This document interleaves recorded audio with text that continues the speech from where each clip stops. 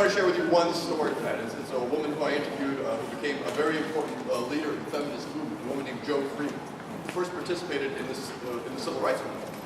She was active in the free speech movement in Berkeley in '64, and then she participated in this march that I wrote about in 1966, and had been active in the civil rights movement. And it was being in the civil rights movement and being around other women at the same time that awakened her to, she was fighting against one kind of discrimination, and it awakened her to another kind of discrimination. And on this march, she said, those were the first women's groups that I was a part of. The first time we talked about our status as women and the barriers that we face.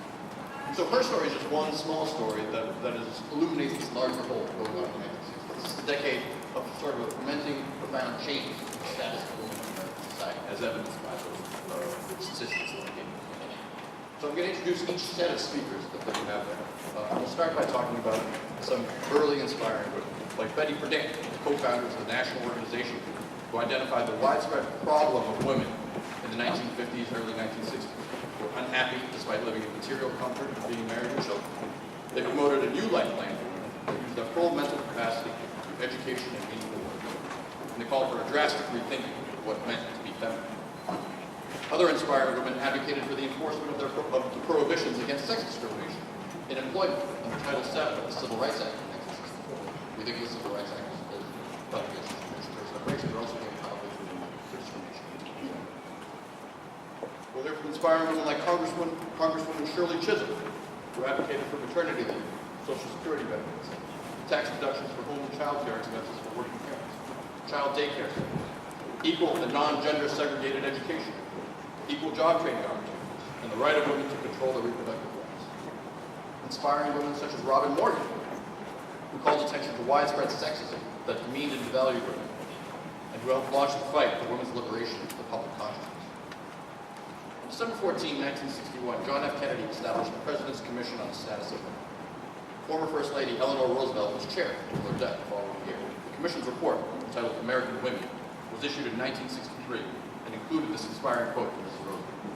Quote, "Because I anticipate success in achieving full employment and full use of America's magnificent potential, I feel confident that in the years ahead, many of the remaining outmoded barriers to women's aspirations will disappear. Within a rapidly growing economy, with appropriate manpower planning, all Americans will have a better chance to develop their individual capacities, to earn a good livelihood, and to strengthen the family life."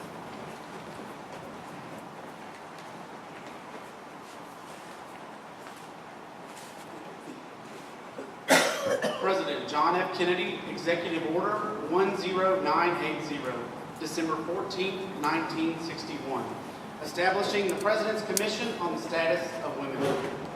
Whereas prejudices and outmoded customs act as barriers to the full realization of women's basic rights, which should be respected and fostered as part of our nation's commitment to human dignity, freedom, and democracy. And whereas measures that contribute to family security and strengthen home life will advance the general welfare.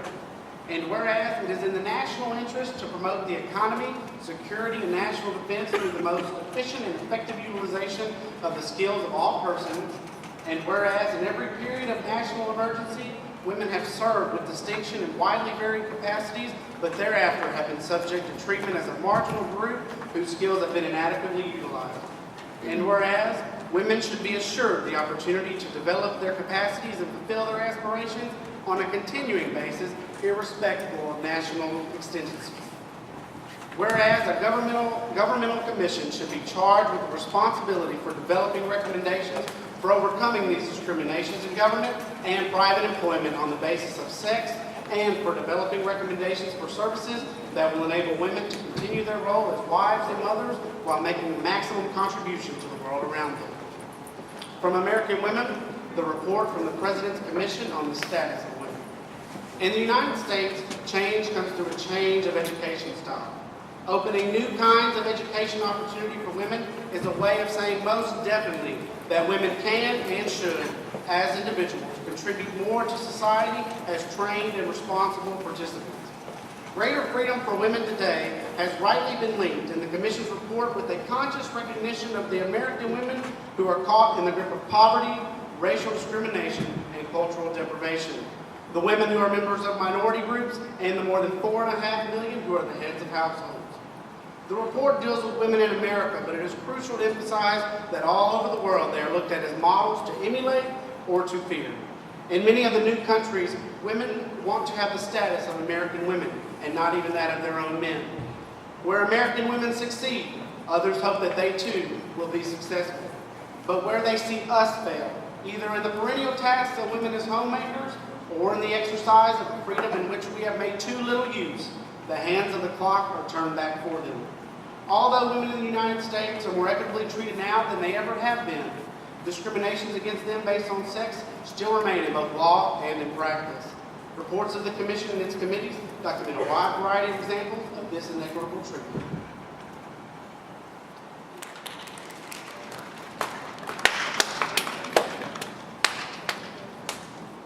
The problem that has no name, Betty Friedan. The problem lay buried, unspoken, for many years in the minds of American women. It was a strange yearning, a sense of dissatisfaction, a yearning that women suffered in the middle of the 20th century in the United States. Each suburban wife struggled with it alone. As she made the beds, shopped for groceries, matched slip cover material, ate peanut butter sandwiches with her children, chauffeured Cub Scouts and brownies, lay beside her husband at night, she was afraid to even ask of herself this silent question: is this all? For over 15 years, there was no word of this yearning in the millions of words written about women, for women, and all of the columns, books, and articles by experts telling women their role was to seek fulfillment as wives and mothers. Over and over, heard voices of tradition and of Freudian sophistication that they could desire no greater destiny than to glory in their own femininity. Experts told them how to catch a man and keep him, how to breastfeed children and handle their toilet training, how to cope with sibling rivalry and adolescent rebellions, how to buy a dishwasher, bake bread, cook gourmet snails, and build a swimming pool with their own hands, how to dress, look, and act more feminine and make marriage more exciting, how to keep their husbands from dying young and their sons from growing into delinquents. They were taught to pity the neurotic, unfeminine, unhappy women who wanted to be poets, physicists, or presidents. They learned that truly feminine women do not want careers, higher education, political rights, the independence and the opportunities that the old-fashioned feminists fought for. Some women in their 30s, 40s, and 50s still remembered painfully giving up those dreams, but most of the younger women no longer even thought about them. 1,000 expert voices applauded their femininity, their adjustment, their new maturity. All they had to do was devote their lives from earliest girlhood to finding a husband and bearing children. By the end of the 1950s, the average marriage age of women in America dropped to 20 and was still dropping into the teens. 14 million girls were engaged by 17. The proportion of women attending college, in comparison with men, dropped from 47% in 1920 to 35% in 1958. A century earlier, women fought for higher education. Now girls went to college to get a husband. By the mid-50s, 60% dropped out of college to marry, or because they were afraid too much education would be a marriage bar. Colleges built dormitories for married students, but their students were almost always the husbands. In the late 50s, a sociological phenomenon was suddenly remarked. A third of American women now worked, but most were no longer young, and few were pursuing careers. They were married women who held part-time jobs, selling or secretarial, to put their husbands through school, their sons through college, or to help pay the mortgage. Or they were widows supporting families. Fewer and fewer women were entering professional work. The shortages in nursing, social work, and teaching professions caused crises in almost every American city. Concerned over the Soviet Union's lead in the space race, scientists noted that America's greatest source of unused brain power was women. But girls would not study physics. It was unfeminine. A girl refused a science fellowship at Johns Hopkins University to take a job in a real estate office. All she wanted, she said, was what every other American girl wanted: to get married, have 4 children, and live in a nice house in a nice suburb. If a woman had a problem in the 50s and 60s, she knew that something must be wrong with her marriage or with herself. Other women were satisfied with their lives, she thought, What kind of woman was she if she did not feel this mysterious fulfillment waxing the kitchen floor? She was so ashamed to admit her dissatisfaction that she never knew how many other women shared it. If I am right, the problem that has no name, stirring in the minds of so many American women today, is not a matter of a loss of femininity, or too much education, or the demands of domesticity. It is far more important than anyone recognizes. It is the key to these other new and old problems which have been torturing women and their husbands and children, and puzzling their doctors and educators for years. It may well be the key to our future as a nation and a culture. We can no longer ignore that voice within women that says, I want something more than my husband and my children and my home.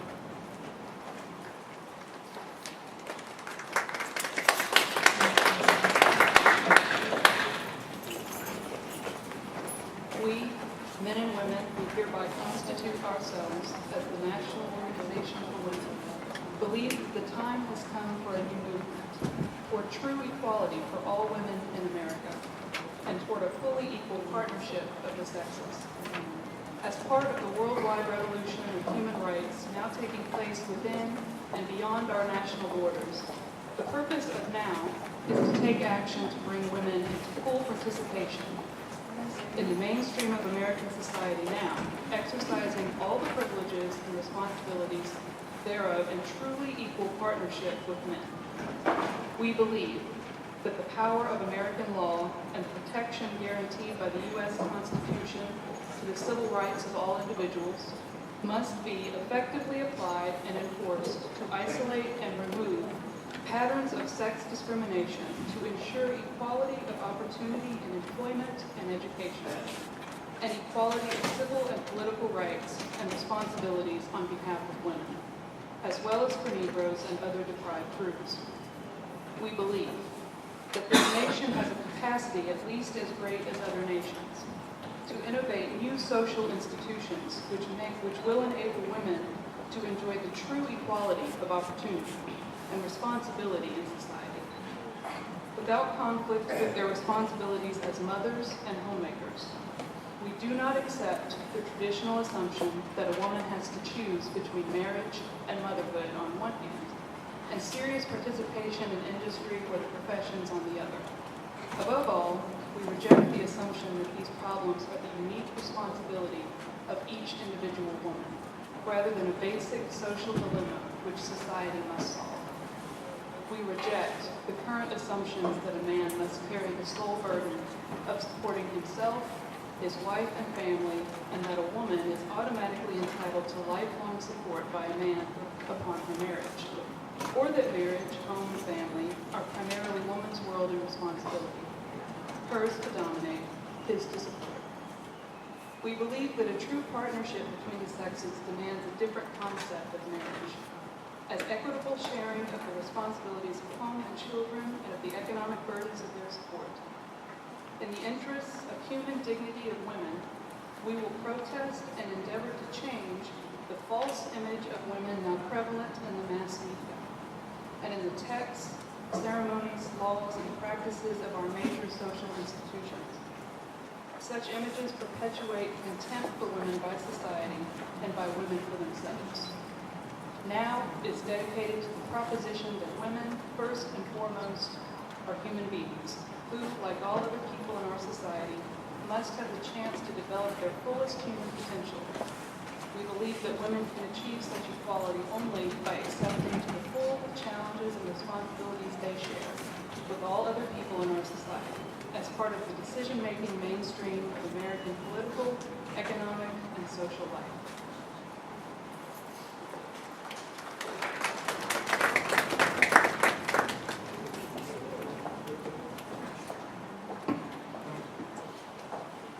I'm a politician. I have been in politics for 20 years, and in that time I have learned a few things about the role of women in power. And the major thing that I have learned is that women are the backbone of America's political organization. They are the letter writers, the envelope stuffers, the telephone answerers. They're the campaign workers and the organizers. Perhaps it is in America, more than any other country, that the inherent proof of the old role model, the power behind the throne is a woman is most readily apparent. Let me remind you once again of the relatively few women standard bearers on the American political scene. There are only 10 United States representatives, 1 senator, no cabinet members who are women, no women on the Supreme Court, and only a small percentage of lady judges at the federal court level who might be candidates. It is true that at the state level, the picture is somewhat brighter, just as it is true that the North presents a service that is somewhat more appealing to the Black American when compared to the South. But even though in 1967, there were 318 women who were in the state legislatures, the percentage is not good when compared with the fact that in almost all 50 states, there are more women of voting age than there are men, and that in each state.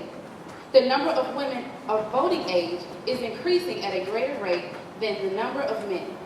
Nor is it an encouraging figure when compared with the fact that in 1966, there were not 318 women in the state legislatures, as now, but there were 328, which shows that there has been a decline. I have pointed out, time and time again, that the harshest discrimination that I have encountered in the political arena is anti-feminism, both from males and brainwashed Uncle Tom females.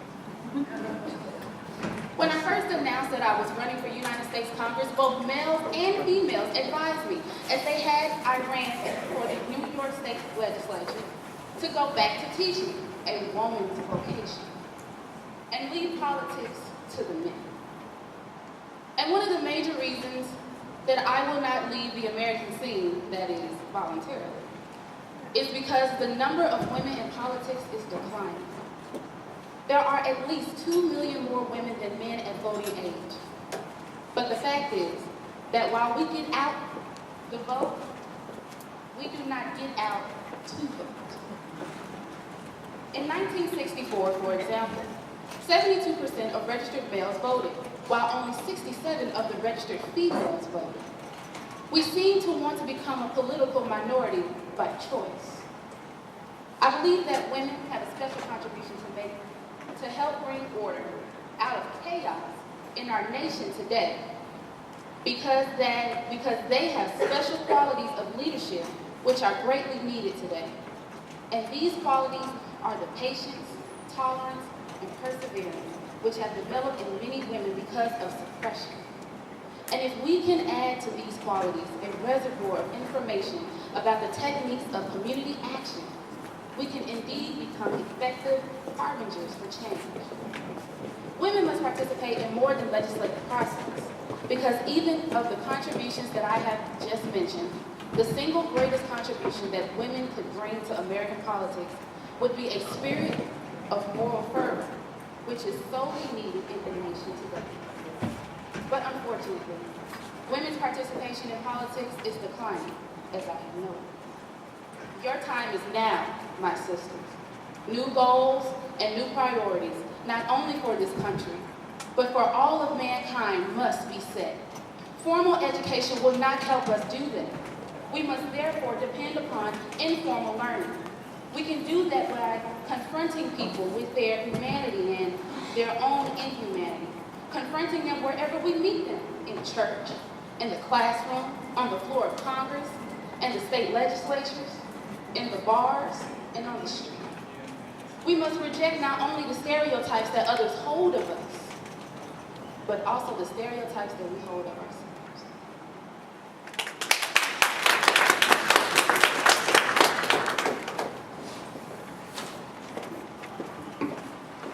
Get a group of women together. Come to the Miss America pageant on Saturday, September 7th, and raise your voice for women's liberation. We will reclaim ourselves for ourselves. On to Atlantic City. The 10 points we protest. We protest the degrading, mindless, food, girly symbol. The pageant contestants epitomize the roles we are forced to play as women. The parade down the runway blares the metaphor of the 4-H Club County Fair, where the nervous animals are judged for teeth, fleece, etc., and where the best specimen gets the blue ribbon. So are women in our society forced daily to compete for male approval. Enslaved by ludicrous beauty standards we ourselves are conditioned to take seriously. Racism with Roses. Since its inception in 1921, the pageant has not had one black finalist, and this has not been for a lack of test case contestants. There's never been a Puerto Rican, Alaskan, Hawaiian, or Mexican American winner, nor has there ever been a true Miss America, an American Indian. Miss America as military death mascot. The highlight of her reign each year is a cheerleader tour of American troops abroad. Last year, she went to Vietnam to pep talk our husbands, fathers, sons, and boyfriends, and to dying and killing with a better spirit. She personifies the unstained, patriotic American womanhood our boys are fighting for, the living broad and the dead soldier. We refuse to be used as mascots for murder. The consumer con game. Miss America is a walking commercial for the pageant sponsors. Wind her up and she plugs your product on promotion tours and TV, all in an honest, objective endorsement. What a shill. Competition rigged and unrigged. We deplore the encouragement of an American myth that oppresses men as well as women.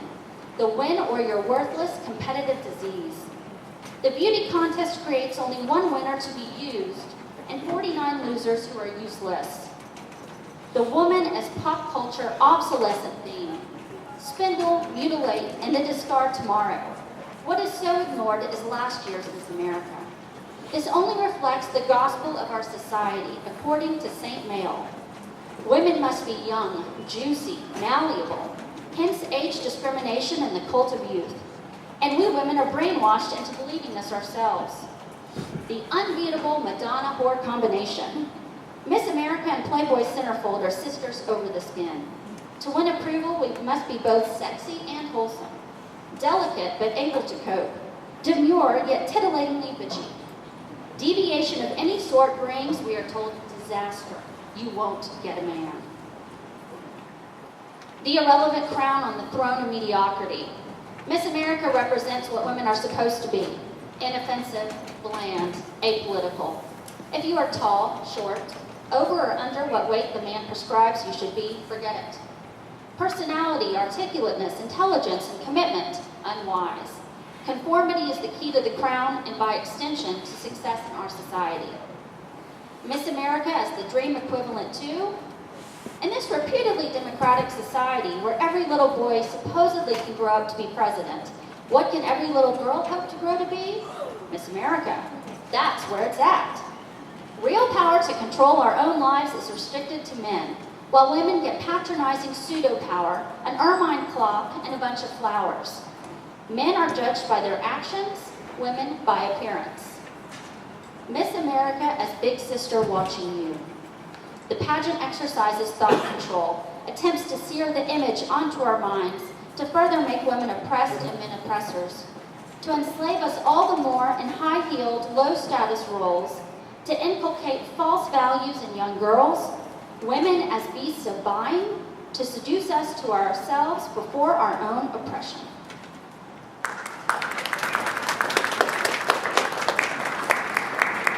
Thank you, Ricky Kirby, Rachel Lee Smith, Elizabeth Allen, Kirsten Jeers, and Marilyn Bloss-Kelly. Give them a round of applause.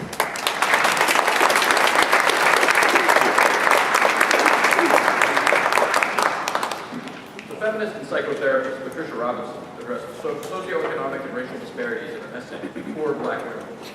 Robinson was responding to the Black Unity Party of Peekskill, New York, which wrote a letter urging their black sisters not to take the birth control pill. The group warned African American women that the birth control pill was a form of white domination. Robinson and other women sent a scathing reply, claiming the pill allowed them to assert power over their own bodies, and therefore limiting oppression by African American men. Casey Hayden and Mary King joined the Student Nonviolent Coordinating Committee to fight for racial equality. But they were surprised to find rampant sexism and acknowledged male superiority within the movement. Women were routinely given traditionally feminine jobs, such as cooking and typing, and their opinions were not given equal weight with men. Hayden and King wrote 2 memos exposing the irony of a, quote, sex caste system within the civil rights movement. Lorraine Hansberry, best known for her play A Raisin in the Sun, died in 1965 at only 34 years old.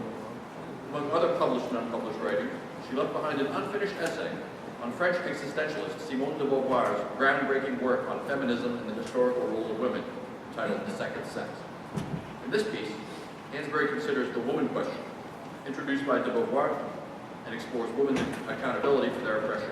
Quote, "They have been born into a cultural heritage which has instructed them of a role to play, without question, and in the main, they are willing to do so."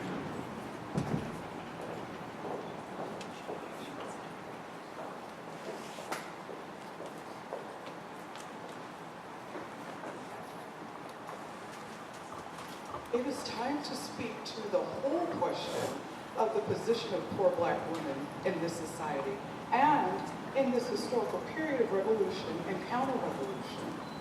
First, that the class hierarchy as seen from the poor Black woman's position is one of white male in power, followed by white female, and then the Black male, and lastly, the Black female. Historically, the myth in the Black world is that there are only two free people in the United States, the white man and the Black woman.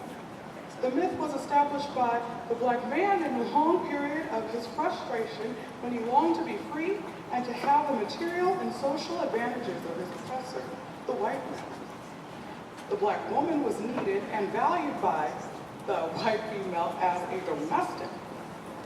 The Black female diluted much of the actual oppression of the white female by the white male.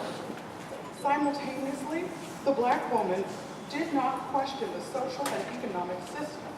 She saw her main problem as social, economic, and psychological oppression by the Black man. But awareness in this case has moved to a second phase and exposes an important fact in the whole process of oppression. It takes two to oppress. A proper dialectical perspective to examine it at this point is our movement. In a capitalist society, all power to rule is imagined in male symbols.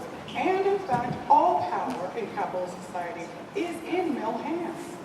Capitalism is a male supremacist society. Western religious gods are all male. The city basis of civilization is male, as opposed to the country, which is female. The city is a revolt against earlier female principles of nature and man's dependence on them. All domestic and international political and economic decisions are made by men and enforced by males, and their symbolic extension, guns.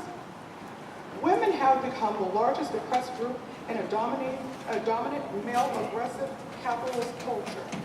The next largest oppressed group is the product of their wombs, the children, who are ever oppressed into service and labor for the maintenance of male-dominated class society. If it is granted that it takes two to oppress, those who neurotically need to oppress, and those who neurotically need to be oppressed, then what happens when the female in a capitalist society awakens to the reality?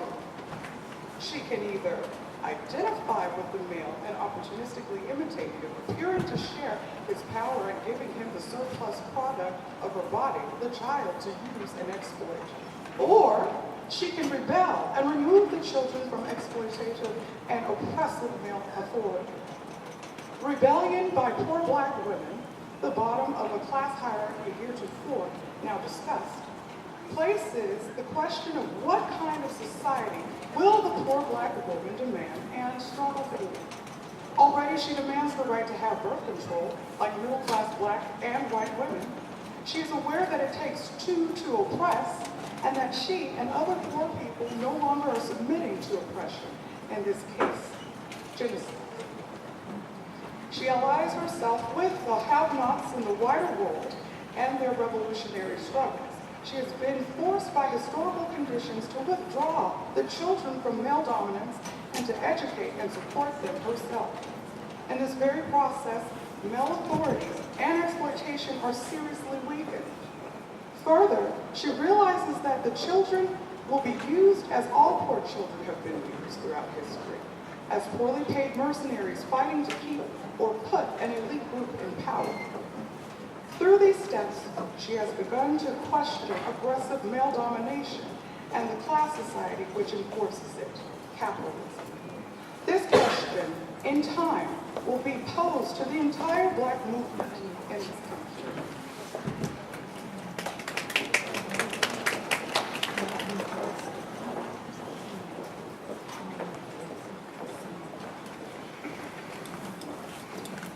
seem to be many parallels that can be drawn between the treatment of Negroes and treatment of women in our society as a whole. But in particular, women we've talked to who work in the movement seem to be caught up in a common law caste system that operates, sometimes subtly, forcing them to work around or outside hierarchical structures of power which may exclude them. Women seem to be placed in the same position of assured subordination in personal situations, too. It is a caste system which, at its worst, uses and exploits women. This is complicated by several facts, among them, 1. The caste system is not institutionalized by law. Women have the right to vote, to sue for divorce, etc. 2.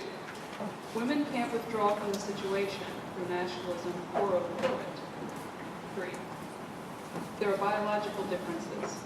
Many people who are very hip to the implications of the racial caste system don't seem to be able to see the sexual caste system, and if the question is raised, they respond with, "That's the way it's supposed to be." There are biological differences. Or with other statements which recall the white segregationist anti-liberation. A very few men seem to feel, when they hear conversations involving these problems, that they have a right to be present and participate in them, since they are so deeply involved.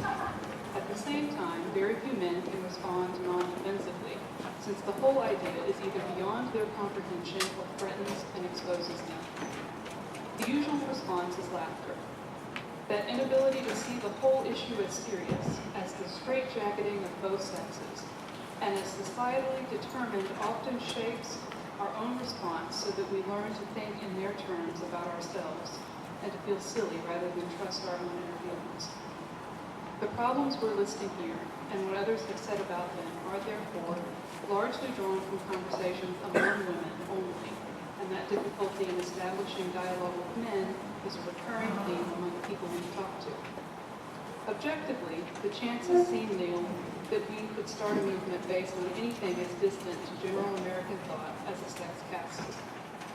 We've talked in the movement about trying to build a society which would see basic human problems, which are now seen as private troubles, as public problems, and would try to shape institutions to meet human needs, rather than shaping people to meet the needs of those with power. To raise questions like those above illustrates very directly that society hasn't dealt with some of its deepest problems and opens discussion of why that is so.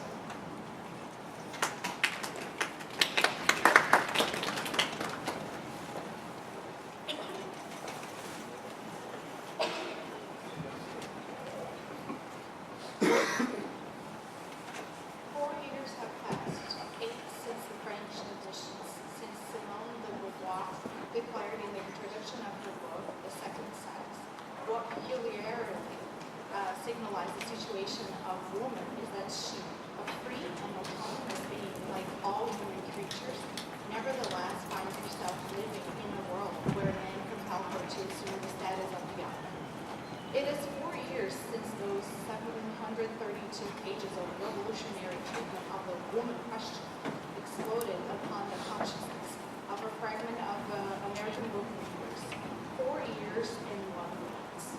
Today, in the United States, our national attitude toward women and their place, we're finding it, is one of frantic confusion. Women themselves are among the foremost promoters of the movement. They have been born into a cultural heritage which has instructed them of a role to play without question, and in the main, they are willing to do so. And yet, therein hangs the problem. Housework, homemaking, are drudgery. It is inescapable. Women see it in one form or another. They do not always understand their own rebellion, or why they want to rebel, and why they deprecate more than anyone else really what the rest of the nation will always insist. So as long as it does not have to do it, is the cornerstone of our culture, the key to our civilization, and the bedrock foundation of our way of life. As for the housewife who has to endure it, she floods her afternoons with soap operas, buys a fantastic percentage of the Pope's famous literature that is produced in this country, eats too much for her health or figure, and invariably persists in exploding the entire myth day after day on the radios and television programs of America chirping a little and saying when asked, "What do you do?" "Oh, me? No, I'm just a housewife." The housewife says, "Just a housewife," for all the reasons she would perhaps try to deny if she thought someone who was attacking housework and homemaking as drudgery was also attacking the cornerstone and key and bedrock foundation of her family, home, husband, nation, and world. The ancient effort to glorify the care of the home into something which is not and cannot be is one of the greatest assaults against women. Women are, generally speaking, ignorant. Their views, their interpretations of almost anything will largely be drawn from what men have taught and believed and promoted in the world, independent of them or any serious consultation with them. This will apply even to themselves. A society dictated and organized by men prescribes that women should not work outside the home because they take the bread out of men's families' mouths. One of the most remarkable arguments against anything I've ever heard. And so, foremost amongst those shouting such an argument are always to be women. Or more to the immediate point, society tells women from cradle to the grave that her husband, her home, her children will be the source of all rewards in life, the foundation of all true happiness. And women believe it, and they plunge into marriages, wrap themselves in their husbands and their children, and continue to constitute one of the most neurotic sections, no doubt, of our entire population. Husband reveals himself as but a man, as men must, and they, being humans, are inevitably blustering, often pathetic life, themselves struggling to keep a grasp of the rigorous and hopeless attitude society has also set for them in this men's world. And so, beyond the second or third year, it is only the image of the men which she married that woman can continue to lose herself in to.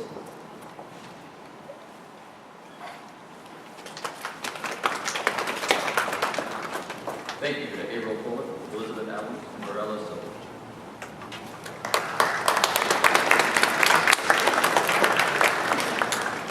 The Black Arts Movement of the late 1960s is part of a rich African-American heritage of remembering and asserting Black humanity. While this movement has sometimes been characterized as patriarchal and even misogynistic, the artistic expression and activist voices of women like Sonia Sanchez, June Jordan, Nikki Giovanni, Audre Lorde, Marie Evans, Alice Walker, and others were critical in shaping and defining the movement.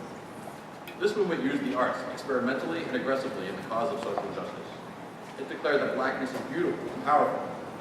June Jordan declares, "I am not wrong. Wrong is not my name. From now on, my resistance, my simple and daily and nightly self-determination may very well cost you your life." In conversation with Gerda Truth, Marie Evans declares, "I'm a black woman. The music of my song can be heard in the night." Sonia Sanchez captures the ideological foundation of the movement when she says, "Engagement in the struggle for peace and freedom is important to the survival of people, and those who are passive will not survive." Today, we honor this legacy of survival and resistance through remembrance.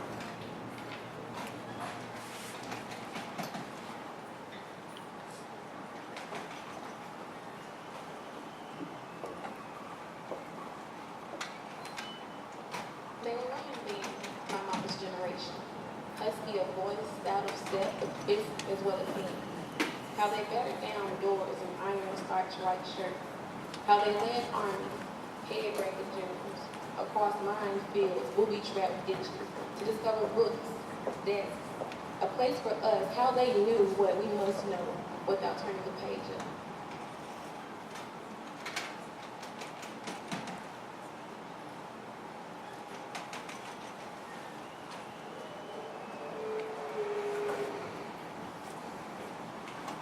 I speak simply to you about a moment I no longer dwell in, and children who cherish that this obedience and force. If I were young, I would stretch to you with my wild words while our nights run soft with hands. But I am what I am, woman, alone, amid all of this noise.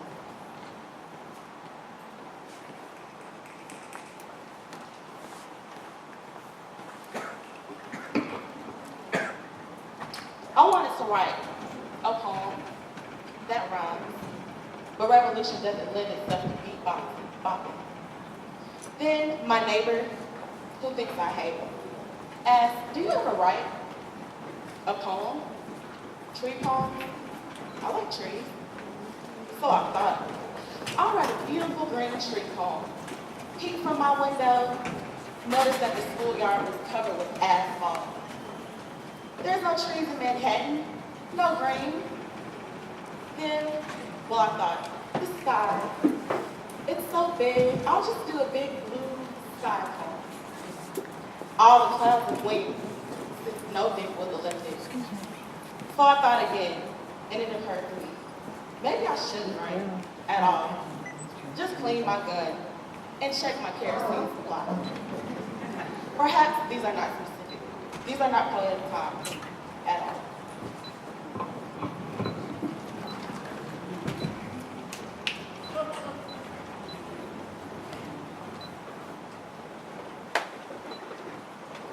I have arrived. I am the new Negro. I am the result of President Lincoln, World War I, and Harris, the Red Ball Express. Why drinking fountain? Sit down and sit in. Federal troops, marches on Washington, and prayer meetings today. They hired me. It is a status job. Along with my papers, they gave me my status symbol, the key to the white lodge.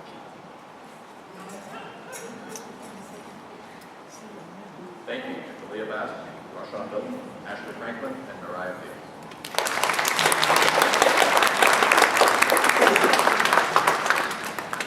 One week after the assassination of her husband, the grieving but determined Jacqueline Kennedy wrote a letter to Nikita Khrushchev. Cold War tensions and her husband's legacy were very much on her mind as she appealed to the Soviet leader to prioritize world peace as the U.S. presidency was changing hands. Joan Baez, singer and activist, protested the U.S. involvement in Vietnam by refusing to pay a portion of her taxes. She released her letter to the IRS and the press simultaneously. The IRS placed a lien against her. Rachel Carson, writer, ecologist, and scientist, gravely warned against the frequent use of pesticides like DDT, when she published Silent Spring, and withstood criticism for her environmental activism. These women and others took risks, were not afraid of controversy, and voiced strong opinions globally.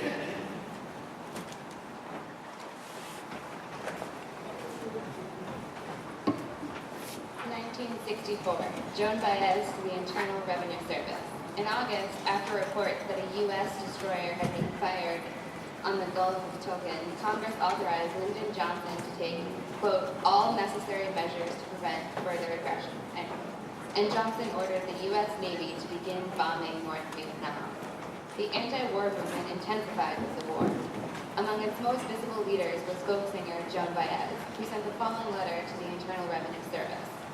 In response, the IRS put a lien on Baez's property and occasionally sent representatives to her concerts with confiscated cash to cover the taxes she owed. Dear friends, what I have to say is this.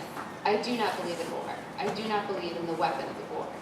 Weapons in wars have murdered, burned, distorted, and crippled and caused endless varieties of pain to men, women, and children for far too long. Our modern weapons can reduce a man to a piece of dust in a split second, can make a woman's hair fall out or cause her baby to be born a monster. They can kill the part of a turtle's brain that tells him where he's going. So instead of trudging to the ocean, he trudges confusedly toward the desert, slowly blinking his poor eyes until he finally scorches to death and turns into a shell and some bones. I am not going to volunteer the 60% of my year's income that goes to a remnant. There are two reasons for my actions. One is enough. It is enough to say that no man has the right to take another man's life. Now we plan and build weapons that we can take thousands of lives in a second, millions of lives in a day, billions in a week. No one has the right to do that. It is madness. It is wrong. My other reason is that modern war is impractical and stupid. We spend billions of dollars a year on weapons which scientists, politicians, military men, and even presidents all agree must never be used. That is impractical. The expression national security has no meaning. It refers to our defense system, which I call our offense system, and which is a farce. It continues expanding, heaping upon one horrible kill machine upon another until, for some reason or another, a button will be pushed and our world, or a good portion of it will be blown to pieces. That is not security, that is stupidity. People are starving to death in some places of the world. They look to this country with all its wealth and all its power. They look at our national budget. They are supposed to respect us. They do not respect us. They despise us. That is impractical and stupid. Maybe the line should have been drawn when the bow and arrow were invented. Maybe the gun, the cannon, maybe. Because now it is all wrong, all impractical, and all stupid. So all I can do is draw my own line now. I am no longer supporting my portion of the arms race. Sincerely yours, Jones V. Baez.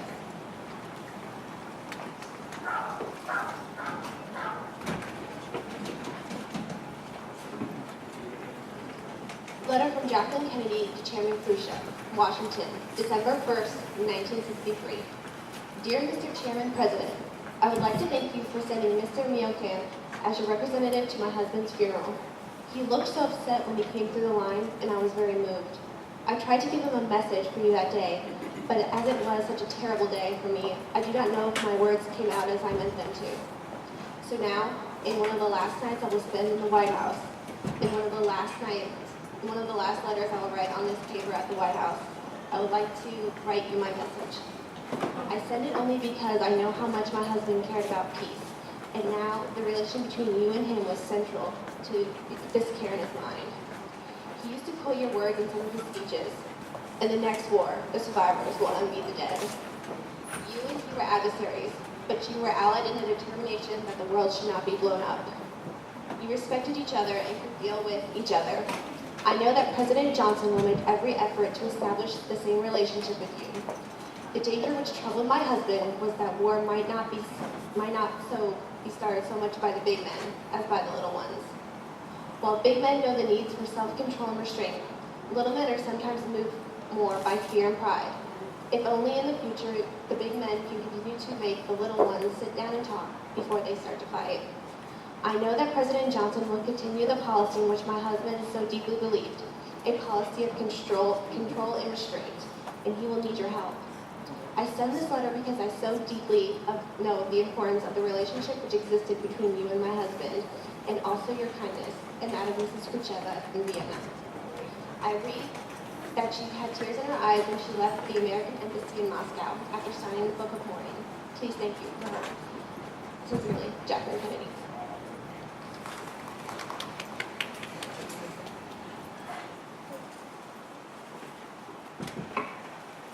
There was once a town in the heart of America where all life seemed to live in harmony with its surroundings.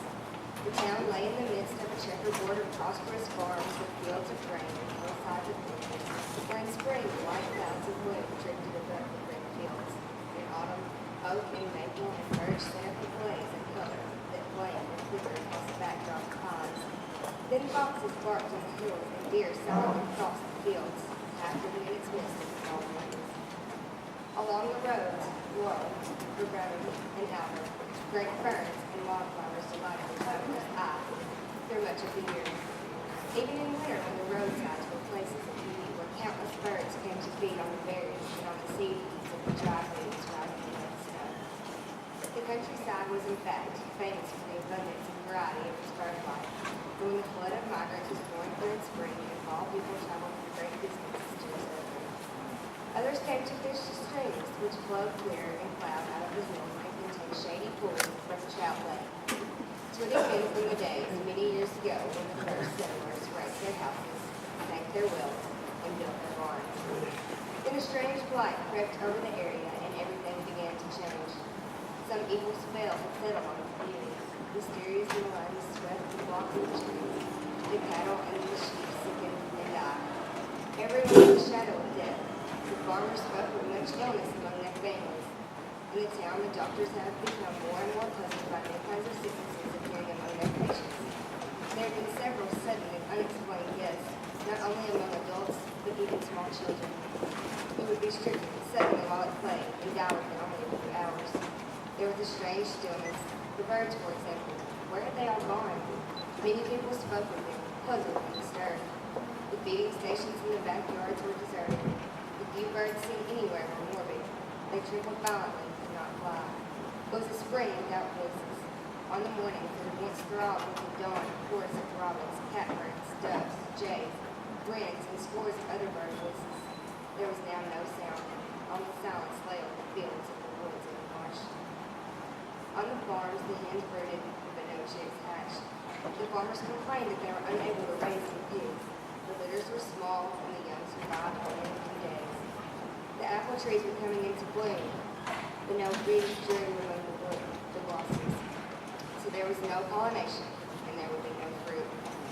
The roadsides, once so attractive, were now lined with brown and withered vegetation as though swept by fire.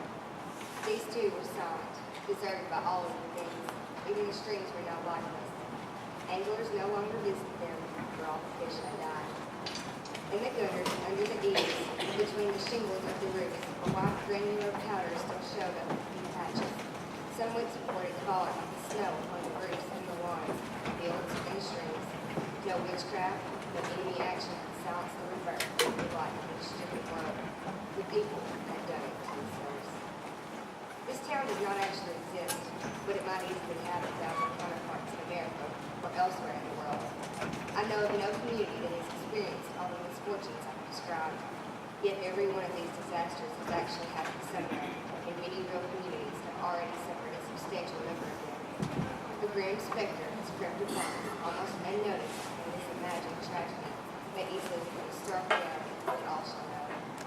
What has already silenced the voices of spring in countless towns in America is good for its intent to explain. Thank you, Mr. Marie. George, Daniela Brill, Rachel Grant.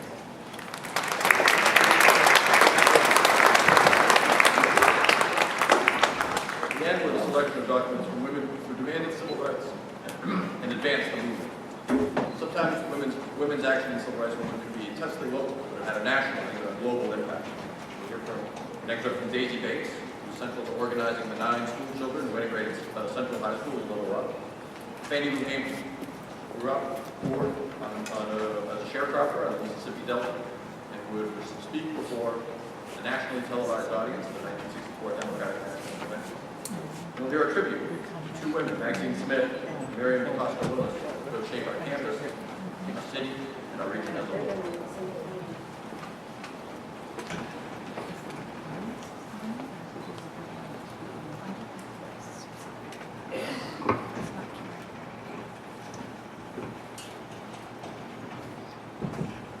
Although women have been active as organizers in the civil rights movement since its inception, no women were selected to give any of the day's keynote addresses.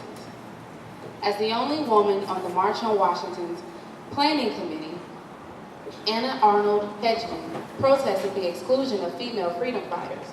Josephine Baker addressed the main crowd before the official program began, and Myrlie Evers was scheduled to conduct a tribute to Negro women fighting for freedom.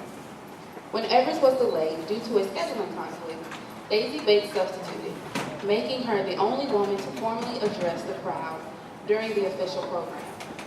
Bates spoke only 142 words. Mr. Randolph, friends, the women of this country, our pledge to you, to Martin Luther King, Roy Wilkins, and all of you fighting for civil liberties, that we will join hands with you as women of this country. Rosa Gregg, Vice President, Dorothy Height, the National Council of Negro Women, and the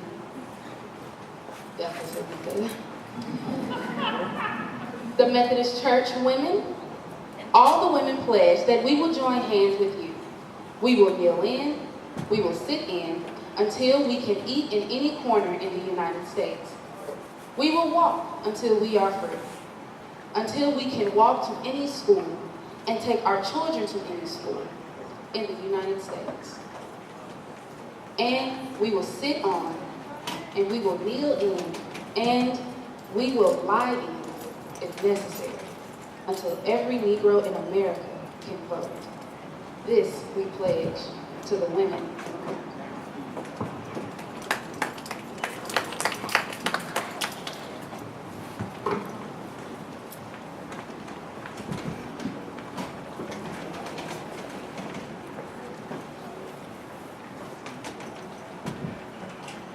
The special plight and the role of Black women is not something that just happened 3 years ago. We've had a special plight for 350 years. My grandmother had it. My grandmother was a slave. She died in 1960. She was 136 years old. She died in Mount Bayou, Mississippi. It's been a special plight for the Black woman. I remember my uncles and some of my aunts, and that's what really tickled me when you started talking about integration. Because I'm very Black, but I remember some of my uncles and some of my aunts was as white as anybody in here, and blue-eyed, and some kind of green-eyed. And my grandfather didn't do it. You know what I mean? So what the folks is fighting at this time is what they started. They started unloading the slave ships of Africa. That's when they started. And right now, I work for the liberation of all people, because when I liberate myself, I'm liberating other people. We have a job as Black women to support whatever is right and to bring injustice, where we've had so much injustice. Some people say, well, I work for $24 per week. That's not true in my case. I work sometimes for $15 per week. I remember my mother working for 25 and 30 cents per day. But we are organizing ourselves now because we don't have any other choice. Sunflower County is one of the few counties in the state of Mississippi where in that particular area we didn't lose one Black teacher. Because I went in and told the judge, I said, Judge, we're not going to stand by and see you take a man with a master's degree and bring him down to janitor help. So if we don't have the principal, there ain't gonna be no school, private, or public. A few years ago, throughout the country, the middle-class Black women, I used to say, not really Black women, but the middle-class colored women, didn't even respect the kind of work that I was doing. But you see now, baby, whether you have a PhD, DD, or no D, we're in this bag together. And whether you're from Morehouse or no house, we're still in this bag together. Not to fight to try to liberate ourselves from the men. This is another trick to get us fighting amongst ourselves. But to work together with the Black man, then we will have a better chance to just act as human beings and to be treated as human beings in our sick society. I would like to tell you, in closing, a story of an old man. This old man was very wise, and he could answer questions that was almost impossible for people to answer. So some people went to him one day, 2 young people, and said, we're going to trick this guy today. We're going to catch a bird, and we're going to carry it to this old man, and we're going to ask him, this that we hold in our hand, is it alive or is it dead? If he says dead, we're going to turn it loose and let it fly. But if he says alive, we're going to crush it. So they walked up to this old man and they said, this that we hold in our hands today, is it alive or is it dead? He looked at the young people and he smiled. And he said, it's in your hands.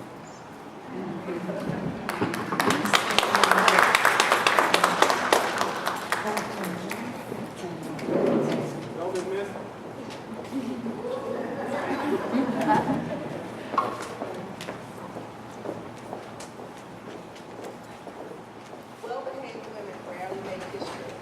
Our spreading passages tribute to Miss Maxine Smith and Dr. Mary Costa.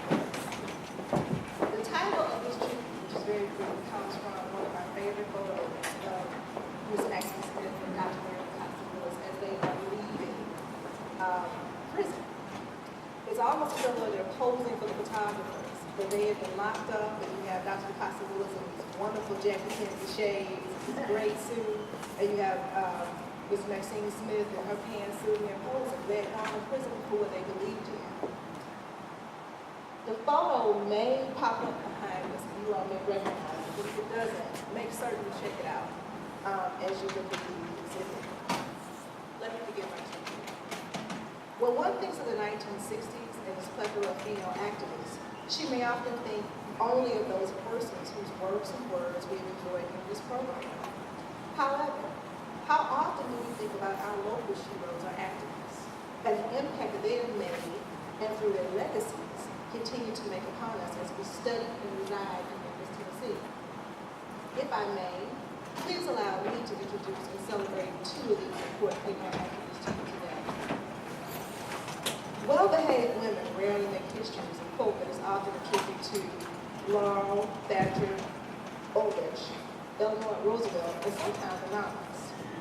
However, it is truly a fitting introduction for Memphis' civil and educational rights activists, Mrs. Maxine Smith and Dr. Mary DeCosta Willis. Mrs. Smith and Dr. DeCosta Willis both applied and were denied admission to graduate programs at the then Memphis State University. But those denials did not stop their desire for graduate education. After earning graduate degrees elsewhere, both in languages, Ms. Smith and Dr. DeCosta Willis returned to Memphis and fought for equal educational opportunities for all. Alongside their spouses, these two women demonstrated what it means to be ill-behaved by protesting, marching, and demanding the integration of the Memphis City school system. Mrs. Smith served as one of the organizers and escorts for the Memphis 13 first graders who integrated Memphis City schools in 1961. Dr. DeCosta Willis integrated the faculty at the then Memphis State University when she became its first African-American faculty member. If the quote, well-behaved women rarely make history rings true, then these women, along with all of the women whom we have celebrated today, give us cause and models of the bad behaviors need to change the world. Spunk, sass, little acting.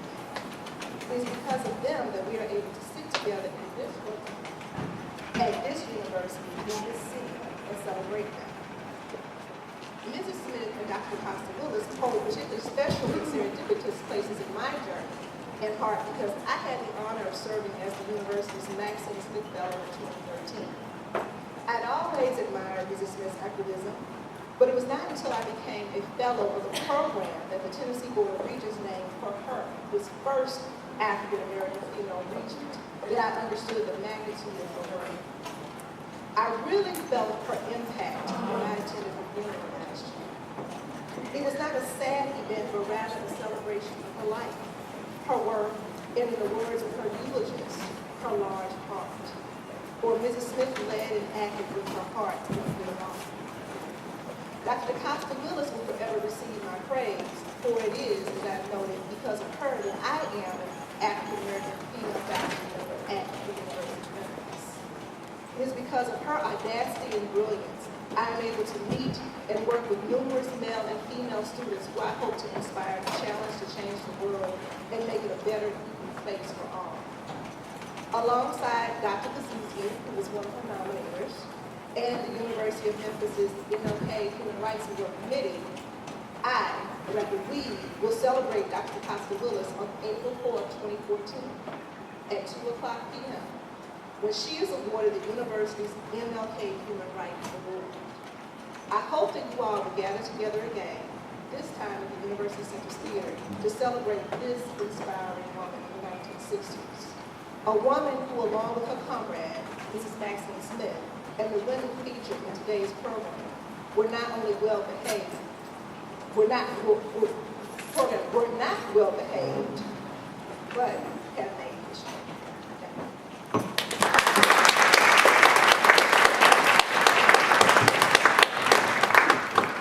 Please join me in thanking Kristen Shear, April